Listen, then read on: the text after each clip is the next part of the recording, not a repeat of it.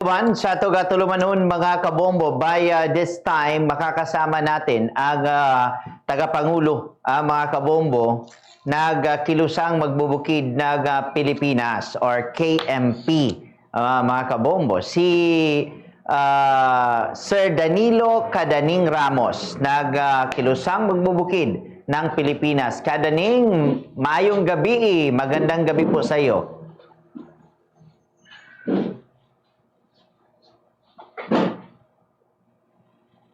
Yes, Cadaning. Magandang gabi po. No, magandang gabi po. Yes, sir. Loud and clear na po kayo. Narinig po kayo namin. Okay. Yes, sir. Pwede na po akong magsimula? Yes po, Cadaning. Magandang gabi sa iyo. Okay. Magandang gabi po, Bombo Radio Butuan, Bombo Radio Kevin. Maalab na pagbati po at muli karangalan ko po na maging bahagi ng programa nyo sa gabing ito, sa mga nakasubaybay po sa radyo at iba't ibang social media platform. Okay. Cadaning, first and foremost, ano yung statement ng kilusang magbubukid ng Pilipinas regarding itong epekto ng giyera doon sa Middle East po? Ay, alam niyo po, 3 hanggang 4 na mayor na punto ang epekto sa mga magsasaka, masang anak pawis at mamamayan. Unang-una po ay ang kagyat na pagtaas ng presyo ng langis. Marami po akong nakita ngayon, 79, 84, 80 plus. So isa pong konkreto ay bigla pong sumirit ang presyo ng petrolyo sa pamilihan sa ating bansa at sa iba't ibang lugar. Napakalaking pahirap po ito sa mga magsasaka dahil gumagamit po ng diesel at saka gasolina sa mga hand tractor. Sa hand tractor po ay sa karanasan, sa case study po sa aming lalawigan ng mga magsasaka, sa 4 na beses pong pasok, Araro, Basag, Linang, Dispunti, at saka po doon sa irrigation pump. Sa kwenta po ng ating case study, lumilitaw po na 64 liters ang kanyang nagamit. Doon po sa binanggit ko ay 5,424 ang inabot dito po sa pagmahal na to at 84.75 pesos. Ito po ay doon sa punto na mahalaga po na kagyat na alisin ng VAT at excise tax sa langis. Ang kwenta po namin ay 15 pesos pag pinagsama yung dalawa. Kaya po makakamenos ang mga magsasaka ng almost 960 pesos kada hektarya. Ito po ay dagdag pa sa 60,000 pesos na cost of production bago po tumaas. Pangalawa po, ang mga mangisda, hindi naman po lingid sa inyo, gumagamit ng gasolina sa pagpunta sa laot, napakalaking epekto. Pangalawa po, yung pagtaas ng mga bilihin, yung pong ginagamitan ng mga diesel at saka gasolina, including po yung mga tricycle driver na yung pong mga magsasaka na katulad ko, manggagawang bukid, ang tawag po doon sidelining peasant. Pagkatapos pong mag-ani, magtanim, pag hindi po tricycle driver, jeepney driver, karpintero at kantero. So yun po yung pangalawa. Pangatlo, alam niyo po, mahigit 2 million ang OFW sa gitnang silangan. Ang pinakamarami po ay nasa United Arab Emirates at saka Kingdom of Saudi Arabia na karamihan po anak ng magsasaka, anak ng manggagawa, mula sa hangin ng anak pawis. 300,000 po ay nasa seafarer. No? Pangapat, ito po ang isang nakakabahala. Hindi po ba binomba ng Iran yung Dubai kung saan po sila ang US merong military bases. Sa atin pong bansa, halos 9 o 10 ang EDCA site ng Estados Unidos sa atin, Luzon, Visayas at Mindanao. Kaya po, napaka-peligroso sa kaligtasan mo, kaligtasan ng ating pamilya at kaligtasan ng taong bayan. Kaya malakas po naming panawagan, una, kagyat na itigil ng US sa pangunguna po ni US President Donald Trump ang paggigiyera sa Iran. Pangalawa po ay panahon na para i-repeal ang oil deregulation law dahil po hindi po ba ang sabi ng Energy Regulatory Commission Martes pa itataas pero linggo pa lang po ng gabi sa Valenzuela City po 105 pesos per liter. Nung expose po nung mga driver natin, a few minutes after, ibinaba nila ng 30 pesos per liter. Ano po ibig kong sabihin? Dahil po sa oil deregulation law, napakasama ang epekto sa kartel at ang biktima po ay ang ordinaryo nating mga kababayan. Kaya po, ulitin ko, dahil napaka-peligroso, malakas po naming panawagan, stop the war, aggression ng US sa pangunguna po ni US President Donald Trump, ang pagyera sa Iran at sumama rin po, tambalan sila ni Israeli Prime Minister Benjamin Netanyahu. Manganganib po tayo na hindi naman tayo sangkot doon sa nabanggit na pagyera ng Estados Unidos. Okay. Ibig sabihin, Kadaning, hindi enough kung suspindihin lamang o bawasan ang excise tax sa petrolyo na planong gawin ng Pangulo kasi parang bibigyan na siya ng power ng ating mga senators and congressman po. Hindi po sapat. At nakita ko po na ipinorward ng makabayan yung teksto, alam niyo po ba, yung salitang may, yung maaari. O, magkaiba po yun doon sa must o kumbaga, dapat kesa doon sa maaari. So, tama po kayo. Hindi ho sasapat yung binabanggit at masama po, bibigyan nga ng emergency power. Nakita ko rin po yung pahayag ng magkakaroon do po na 4 na 4 days working sa mga government. Alam niyo po, mga palliative solution at hindi po yon ang solusyon. Gayon din po yung mga fuel subsidy sa mga piling driver. Hindi po hindi lingid sa atin, di ba? Yan po yung naging corruption pa sa mga nakaraan at napaka-limited po ang nakatanggap ng ayuda. Kaya po, kumbaga, para po yung patak ng ulan sa disyerto. Narinig ko rin po na bibigyan daw, ang sabi ni Secretary Tio Laurel ng Department of Agriculture Secretary, meron daw po na ilalaan na 10 billion para sa mga magsasaka at mangisda. Hindi po naman tayo ipinanganak ngayon. Yung pong mga ayuda at ganyan, yan po yung nagiging mitya ng corruption. Kaya po, kung tatanggalin po yung excise tax at VAT sa langis, ibig sabihin po, automatic makikinabang ang mamamayang Pilipino, Luzon, Visayas at Mindanao. At higit sa lahat, kailangan po na panahon na para i-repeal ang oil deregulation law na isinabatas po noong April 1996, panahon po ni former President Fidel B. Ramos.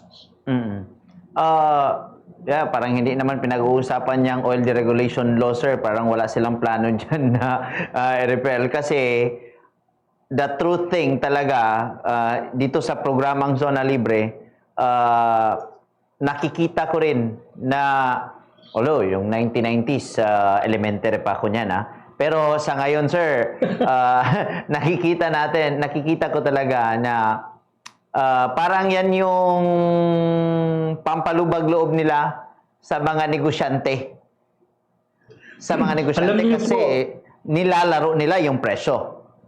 opo. Alam niyo po, tama, baka mas may edad ako sa inyo kasi ako senior na.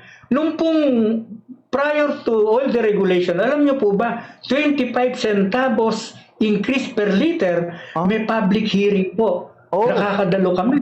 Pero after all the regulation law, wala na pong public hearing, public pronouncement. Oh. Ang sasabihin lang ng oil companies, dalawa, una, tumataas yung value ng dolyar, bumababa ang peso. Second, tumataas sa oil exporting countries sa OPEC. Remember po, ang sabi ng gobyerno, merong 30 to 45 days na stock. Bakit po itinaas na nung Martes? Kung ang sabi 30 to 45 days. Kaya po, mahalaga makita. Pero alam nyo, ang prediction po ay magtatagal pa ito. At meron nga po akong nakita na hanggang 200 pesos per liter at hahaba ang pila.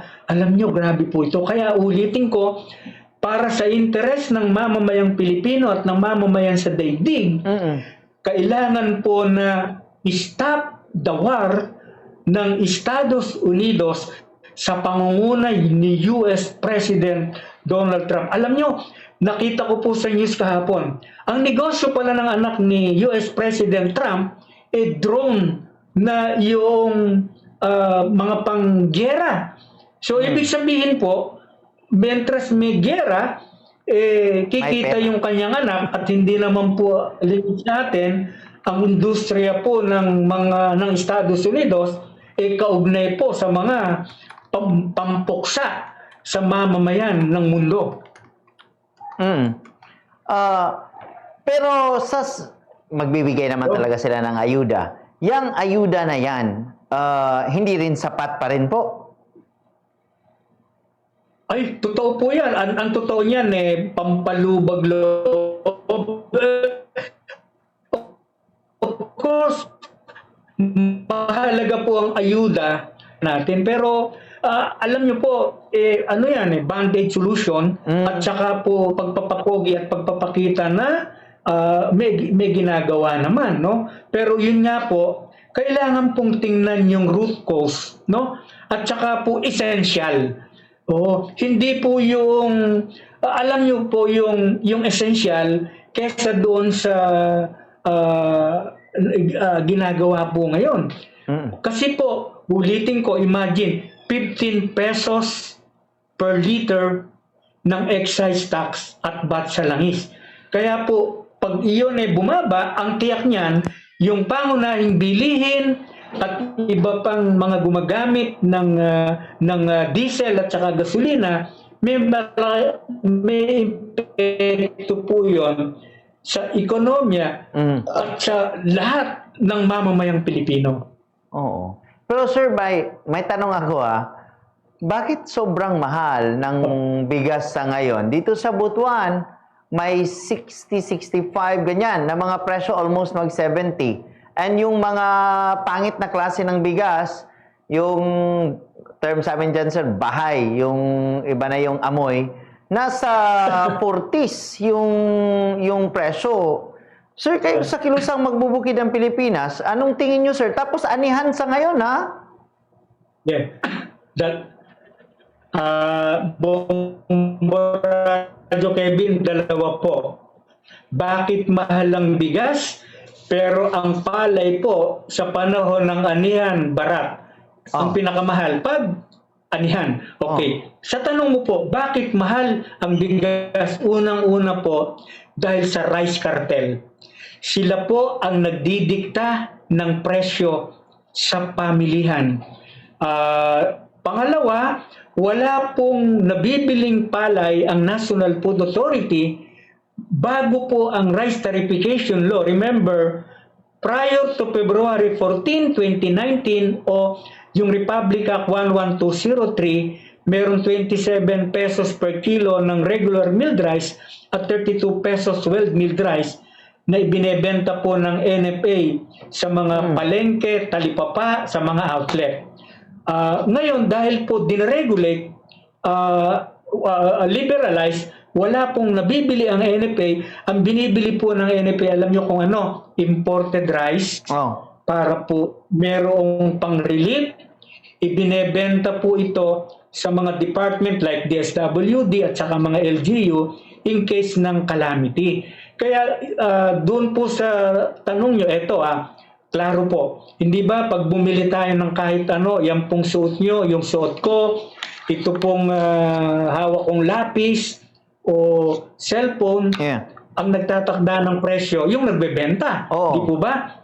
Pero kami po, may dala kaming 5 kaban, 10 kaban, ang nagtatanong na ang magsasaka sa trader, magkano po ba ang bilhin nyo 1 kilo? Oh. Hindi po ba? Baligtad. Hindi po ang magsasaka ang nasusunod. Pag nasa kanila na po ang bigas, ulitin ko, dahil may kartel sa bigas, ang tawag po nun sa English monopsony and monopoly. Sila po ang may monopolyo sa pagbili ng palay sa mga rice farmer at manggagawang bukid. Sila rin ang may control sa pagbebenta ng bigas at dahil pong wala ang role ng gobyerno. Hindi po ba kartel sa onions, kartel sa dito po sa palay bigas at iba pa po na tayo po ang aragabyado. Tama po kayo. Alam niyo po ba may 70 pesos per kilo ng bigas yung pong mga premium rice. Oo. Kaya grabe po ang nangyayari.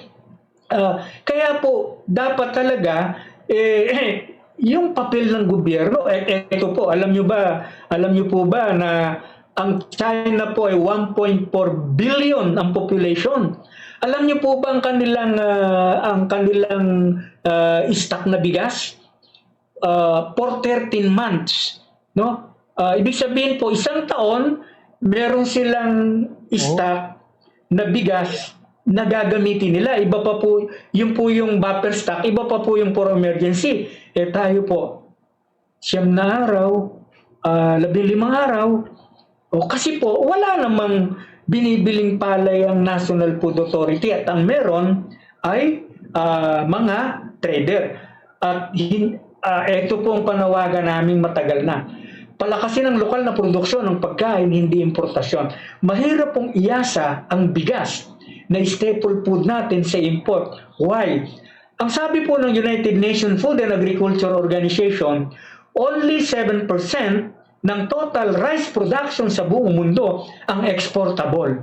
Ibig sabihin po, 93% ng rice consumption sa mundo, yung pong nagpo-produce, para sa kanilang mamamayan. Ibig sabihin po, sasama pa tayo dun sa 7%. Kailangan po talaga palakasin ito. At ano po ang solusyon? Mahalaga, mabanggit po natin. Una, magkaroon ng karapatan ng magsasaka, Luzon, Visayas, Mindanao, sa lupang kanilang pinasaka. Pangalawa po, 50,000 production subsidy per rice farmer. Wow. At pangatlo po, mamili ang NFA. Ibig sabihin po, repeal rice liberalization law. Kasi alam niyo po, yung pong rice liberalization law, inamen po noong December 2024. Ang tanda ko po, Republic Act 12078, alam niyo po ba, may isang section doon na allowing DA Secretary na 5 billion pesos for rice importation.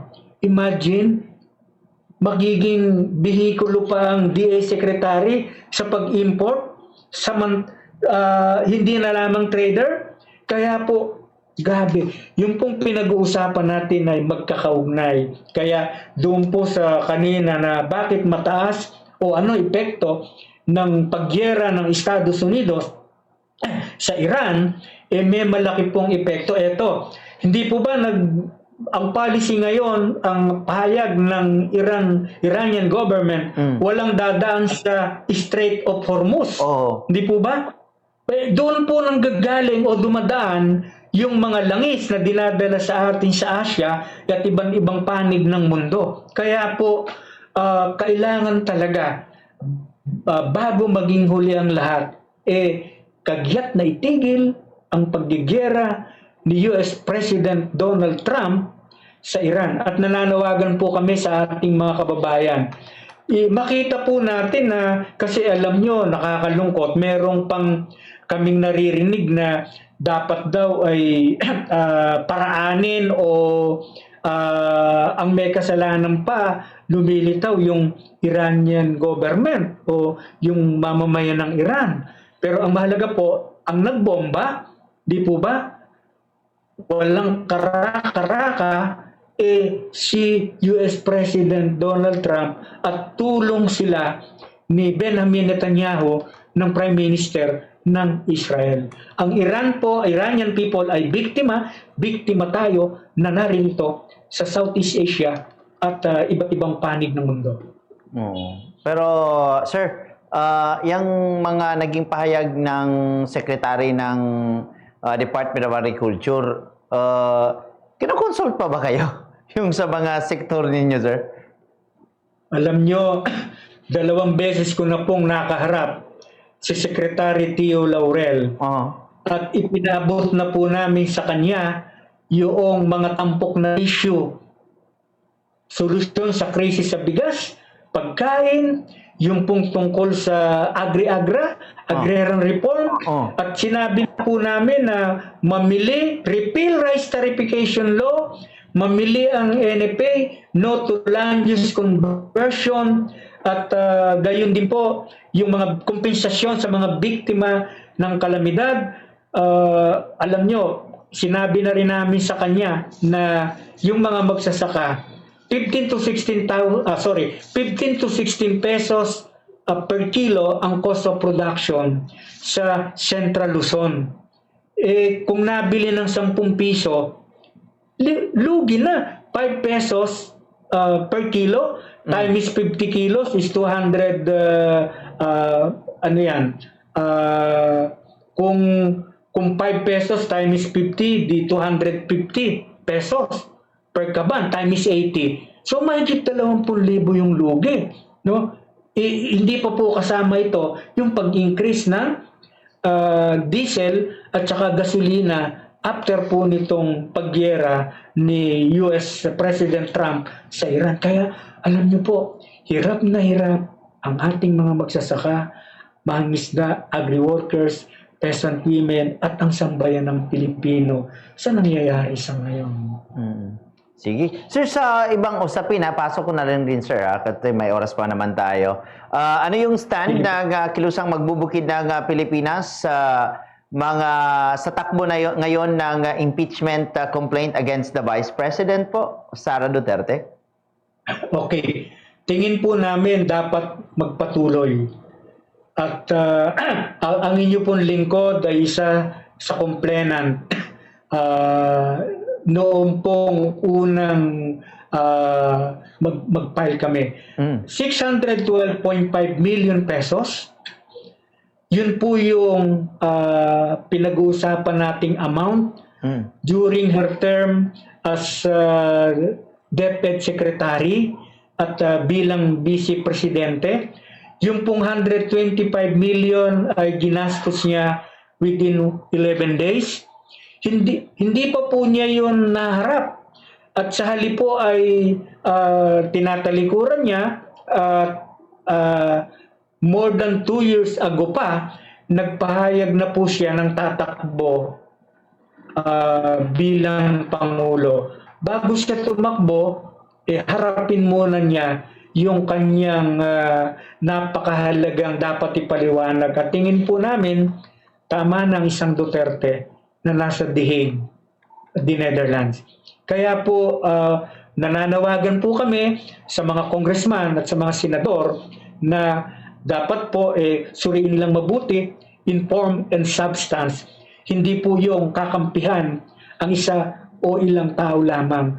Para sa hustisya ng magsasaka, ng masang anak pawis at ng taong bayan, ang tingin po namin dapat magpatuloy at ma-impeach ang Vice President Sara Duterte.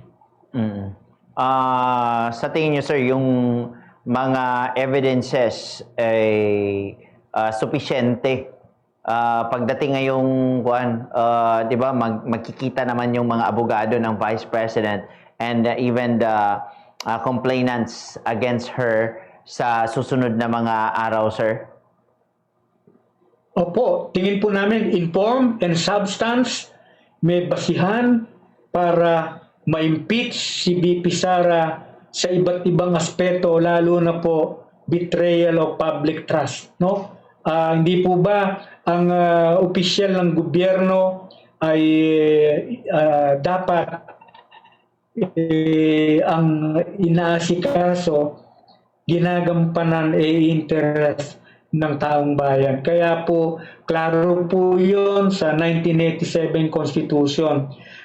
Kaya po umaasa kami sa mga congressman, members ng 20th Congress at kaagad madadala sa Senado at nananawagan po kami sa mga kababayan nating senador na kapag ka nadala, natanggap nila at italima po yung forthwith, no?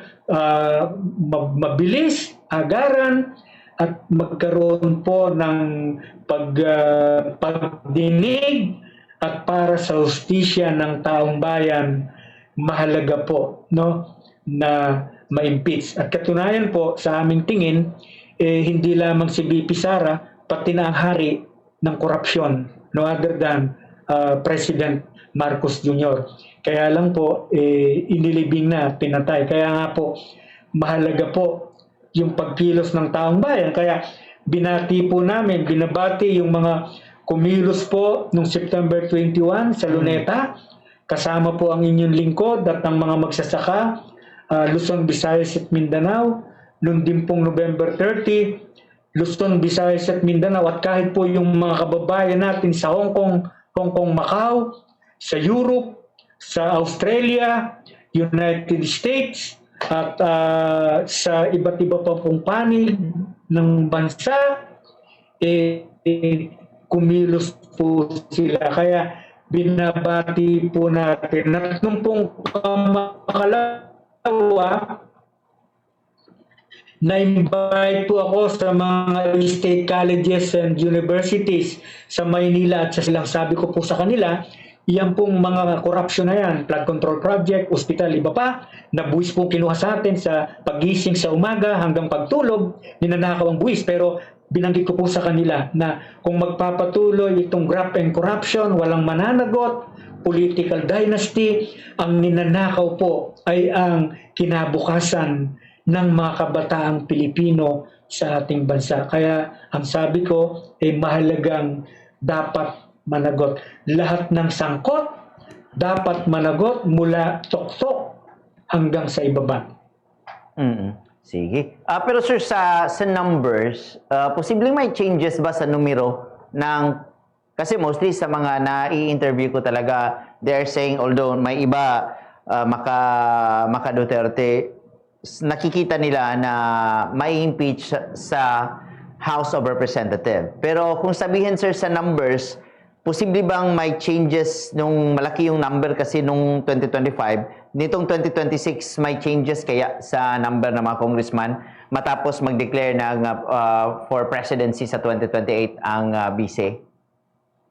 Ang tingin ko po, kaya nagpahayag agad si VP Sara more than 2 years ago pa ang eleksyon, tingin ko po, tingin namin ang mensahe noon ay ganito, tatakbo akong Pangulo, nagpahayag na ako, mag-ingat kayo ng pagboto na ma-impeach ako kasi ang tiyak niyan yung buwelta. Tingin po namin, yun yung mensahe noon kaya po, posibleng yung iba mag-abstain para hindi makuha yung 105 as required. Pero tingin po namin ay nagsusuri ang marami at nananawagan po kami sa mga congressperson, no? Congressman, congresswoman sa 20th Congress na magdesisyon po sila hindi sa interes ng isa o dalawang tao, kundi sa interes ng mga kababayan. Dahil sila ay inihalal ng mga respected district nila at yung pong party list na kinakatawan. Naniniwala po kami na merong malaking posibilidad na ma-impeach si BP Sara. Kasi eto po, pag hindi na-impeach, ibig sabihin, tatakbo uli yan sa 2028. At kung manalo, quote-unquote, tingin po namin mas matindi yan kay Rodrigo Duterte sa kanyang gagawing politika, ekonomiya, at yung mga extrajudicial killings at peligro, ng ating mga kababayan. Kaya po, ngayon pa lang, mahalaga po talaga na ma-impeach at kung sa gayon, hindi siya pwedeng tumakbo sa any position sa public office. Okay. Sir, sa lastly, sa ngayon, Women's Month, sa inyo ba, sa kilusang magbubukid ng Pilipinas sa Women's Month, may mensahe ba kayo sa mga babae, sir, sa atin dito sa Pilipinas, even sa iba't ibang panig ng mundo, sir? Ay, maraming salamat po. Nais ko pong muli batiin ang mga kababaihang yung mga working women at sa iba't ibang sektor. Binabati ko po ang mga kababaihan sa ating bansa na may mahalagang papel sa produksyon, paggugobyerno at pamamahala. Sa buong mundo, binabati ko po ang mga kababaihan na lalo pa yung mga kumikilos. At kinukundina ko na rin po. Kinukundina namin ang pahayag ni Attorney Attorney Topacio at saka ni Congressman Suntay ng Quezon City sa kanilang ginagawang pagmamaliit, pagbabastos at kawalang paggalang. At hindi po totoo na ang mga kababaihan taga-timpla ng kape, taga-laba, kama. No.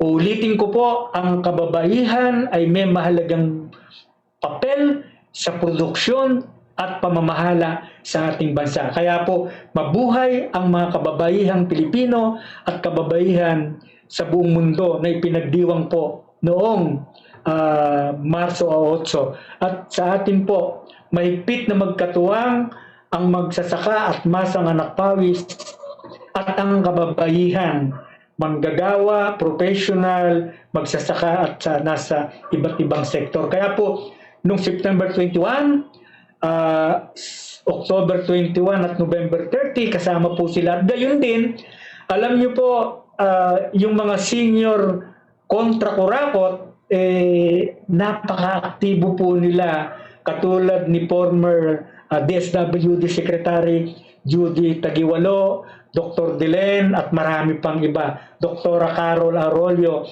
na alam mo, nung sa 40th anniversary, alam mo, striking sa akin, yung mga kasama ko na more than 80 years old, more than 80, kasama doon sa EDSA. Alam mo, sabi niya, Kadaning, mga kasama, ang paglilingkod sa bayan ay walang retirement. Alam mo, nangilabot ako. Ako, hindi pa umaabot ng ganun. So, ulitin ko po, mahalaga ang pagkilos ng magsasaka, ng taong bayan, ng kababaihan, para ipanawagan natin sa loob at labas ng bansa, stop pagyera ng Estados Unidos sa pangunguna ni US President Donald Trump. Pangalawa, repeal all the regulation law at saka suspension ng VAT at excise tax sa diesel at saka gasolina at hopefully sa hinaharap pati na sa tubig at kuryente. Muli po, sa pangalan po ng KMP, ng Masang Anak Pawis, si Danilo Cadaning Ramos, magsasakang Bulakenyo, ay maraming salamat po. Mabuhay po kayo, mabuhay ang magsasaka natin sa buong Caraga, sa buong Mindanao, na nakikipaglaban, nagigiit ng karapatan sa lupa at paninirahan. Mabuhay po kayo, mabuhay ang Bombo Radio Butuan, Bombo Radio Kevin, mabuhay po kayo. ingatan pong lagi ang inyong kaligtasan at kalusugan. At gusto ko palang banggitin na nakikisa po kami, nalaman ko po na ang isang sa kasama niyo sa hanap buhay, si Boy Gonzales ng DCRH ay meron pong kinakaharap na